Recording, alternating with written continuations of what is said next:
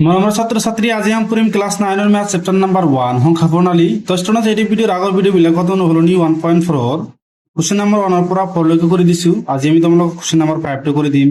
question number 5 ত কি কৈছো আজ তলৰ ৰাশিৰ হৰ বিলাক পৰিমেয় কৰা এই হৰ বিলাক কি দি আছে এটো হল লব এটো হল হৰ এই হৰটো কি অপৰিমেয় সংখ্যা দি আছে √7 এটো পৰিমেয় বনাব লাগে এটো কি অপৰিমেয় আছে গটি বিলাকৰ কি অপৰিমেয় সংখ্যা বিলাক আছে এটা আমাকে পরিমেয় বানাবো লাগে তো সোয়া স্টুডেন্ট এটা তোমাকে সমাধান করে দিম সোয়া তো সোয়া স্টুডেন্ট এটা আমাকে দিয়ে আছে 1 ডিভাইড বাই √7 সোয়া √7 আছে আমি কি করিম সোয়া √2 ইনটু √2 এটা কোন করলে কি হবে সোয়া আমি এটা নাকি লিখি পারু √2 ইনটু √2 এটা আমি কেন লিখি পারু √4 লিখি পারু √4 ক আমি এনেকৈ লিখি পারু 2 স্কয়ার করলে কি হবে 4 এটা 2 স্কয়ার করিছো এই স্কয়ারটো ৰুটটো কি উঠি যাব তেনেহলে কিমান থাকিব ডাইৰেক্ট 2 থাকিব যদি ৰুট ওভাৰ সেম সংখ্যা যদি আমি পূৰণ কৰি দিও সেই সংখ্যাটো হ'ব বুজি পাইছা যেনেকৈ ধৰি লও √3 ইনটু √3 তেনেহলে আনসাৰটো কি হ'ব 3 হ'ব বুজি পাইছা এটা কিমান হ'ব 3 স্কয়াৰ হ'ব স্কয়াৰটো ৰুটটো উঠি যাব কিমান থাকিব 3 তেনেহলে √7 আছে তলত আমাক কি পৰিমেয় সংখ্যা লৈ আহিব লাগে হেইকৰ নাম কি কৰিম লব আৰু হৰক √7 ৰে কি কৰিম পূৰণ দিম চোৱা লিখি দিবা যে সমাধান সমাধান কি লিখিবা 1 ডিভাইড বাই √7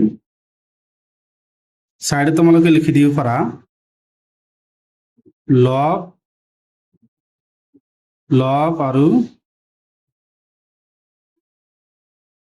হৰক √7 ৰে পূরণ বুঝি পাইছা এই বস্তুটা আমি কি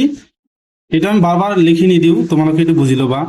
আমি কই দিম তোমালোকে লিখি লবা কি √7 রে আমি পূরণ দিম লব আৰু হরক সোয়া লব কিমান আছে 1 অনগাম কি রে পূরণ দিম √7 রে পূরণ দিম divide by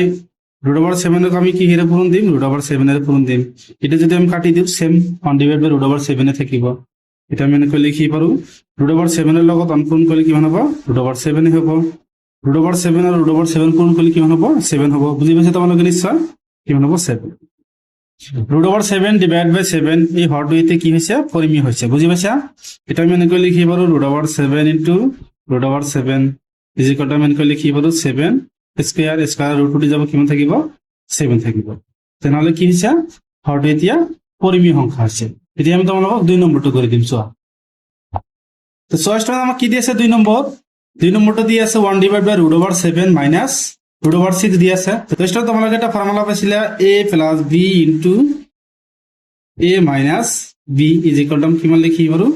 a square minus b square এই ফর্মুলাটো তোমালোকে পাইছিলা a plus b into a minus b is equal to a square minus b square তো চোৱা হৰটো আমাক কিমান দি আছে a মাইনাস b দি আছে এটা মাইনাস দি আছে তেনেহলে আমি কি কৰিম লব আৰু হৰক এই প্লাসেৰে পূৰণ দিম এটা সেম থাকিব এটো a এটো কি b √7 to a √6 to b এটো আমি কি কৰিম লব আৰু হৰক পূৰণ দিম চোৱা এনেকৈ লিখিম যে 1 ডিভাইড বাই √7 মাইনাস √6 ইনটু লবক পূৰণ দিম কি হেৰে √7 প্লাস √6 বুজি পাইছা যদি মাইনাস থাকে প্লাসেৰে পূৰণ দিম যদি প্লাস থাকে মাইনাসেৰে পূৰণ দিম এটা কিমান হ'ব √7 প্লাস √6 বুজি পাইছা এটা যদি আমি ক্যান্সেল কৰি দিও কিমান থাকিব হেতু থাকিব এতিয়া চোৱা আমি নাকি লিখি পাৰো √7 প্লাস √6 ইয়াৰ লগত যদি আমি 1 পূৰণ কৰি দিও কিমান হ'ব এটাই হ'ব √7 প্লাস √6 চোৱা এটা হল কি a minus b into a plus b is equal two কিমান লিখি পাৰো a square minus b square তাহলে এটা আমি এনেকৈ লিখি পাৰো √7 মাইনাস √6 ইনটু √7 প্লাস √6 লিখি পাৰো এটো a minus b into a plus b এটো উলট পালট হলে কোনো অসুবিধা নাই এটা আমি সেম লিখি পাৰো তো চোৱা এটা আমি কিমান লিখি পাৰো √7 plus √6 a square minus b square এই মানে কিমান √7 স্কয়ার মাইনাস b স্কয়ার মানে √6 স্কয়ার তো চোৱা স্টুডেন্টস এতিয়া কি আছে স্কয়ার আছে a স্কয়ার টু √2 দি যাব কিমান থাকিব 7 তেনেহলে √7 প্লাস √6 ডিভাইড বাই কিমান হ'ব 7 মাইনাস 6 7 এর পৰা 6 মাইনাস কৰিলে কিমান থাকিব 1 কিমান থাকিব 1 এটো এনেকৈ লিখি পাৰো √7 plus root over 6 divide by কিমান থাকিব 1 কি root over 7 plus root over 6 divide by 1 কাৰণ আমি কি সংখ্যা জানো পৰিমেয় সংখ্যা হৰটো পৰিমেয় সংখ্যা হৰত আমাৰ 1 নালাগে এটা আমি এনেকৈ লিখিম root over 7 plus root over 6 এৰ হৰটো কি হৈছে পৰিমেয় এটি হ'ব কি আমাৰ উত্তৰ বুজি পাইছা তোমালোকে নিশ্চয় এতিয়া আমি 3 নম্বৰটো কৰি দিম চোৱা তো 6 নম্বৰ কি দিয়ে আছে root over 5 plus root over 2 এটি প্লাসৰ দি আছে তেনেহলে মাইনাসেৰ আমি কি কৰিম লগ হৰক পূৰণ দিম 1 divide by root over 5 plus root over 2 আমি কি কৰিম মাইনাসেৰ পূৰণ দিন root over 5 minus root over 2 divide by কিমান হ'ব root over 5 minus root over 2 বুজি পাইছা এটা যদি আমি ক্যান্সেল কৰি দিও কি হ'ব এটো থাকিব তো ইয়াৰ পৰা আইটেম কি লিখি পাৰো ইয়াৰ লগত যদি অন পূৰণ কৰি দিও কি হ'ব root over 5 minus root over 2 divide by এটা কিমান হ'ব চোৱা এ কিমান দি আছে ৰুট অভাৰ 5 বি কিমান দি আছে root over 2 a plus b into a minus b is equal to কিমান লিখি পাৰো a square minus b square মানে root over 5 square minus root over 2 square বুজি পাইছা ইয়াৰ পৰা আমি আকৌ এনেকৈ লিখি পাৰো স্কয়াৰ ৰুট উঠি যাব কিমান থাকিব root over 5 minus root over 2 divide by 5 minus 2 is equal to কিমান থাকিব চোৱা 5 এৰ পৰা 2 মাইনাস কৰিলে কিমান হ'ব 3 3 টো হল কি পৰিমেয় সংখ্যা নহলে হৰটো কিমান হৈছে পৰিমেয় ওলাইছে root over 5 minus root over 2 divide by 3 এটাই হ'ব কি আমাৰ 3 নম্বৰৰ উত্তৰ এতিয়া আমি তোমালোকক 4 নম্বৰটো কৰি দিম চোৱা তো 4 নম্বৰ এটো দি আছে চোৱা ৰুট অভাৰ 7 মাইনাস 2 সেম আছে আমি কি এটো মাইনাস আছে প্লাস আর কি পূরণ দিম চোৱা 1 divide by root over 7 minus 2 আমি কি এটো মাইনাস আছে প্লাস এৰ পূৰণ দিম মানে root over 7 plus 2 into root over 7 plus 2 বুজি পাইছা প্লাস থাকিলে মাইনাসের পূরণ দিম সংখ্যাবিলাক সেমে থাকিব আর মাইনাস থাকিলে প্লাসের পূরণ দিম চোৱা এটি পূৰণ কৰলে কিমান হ'ব root over 7 plus 2 divide by এটো কিমান হ'ব a square minus b square a square মানে root over 7 square minus b square মানে কি 2 স্কয়াৰ চোৱা root over 7 plus 2 divide by square root উঠি যাব কিমান থাকিব 7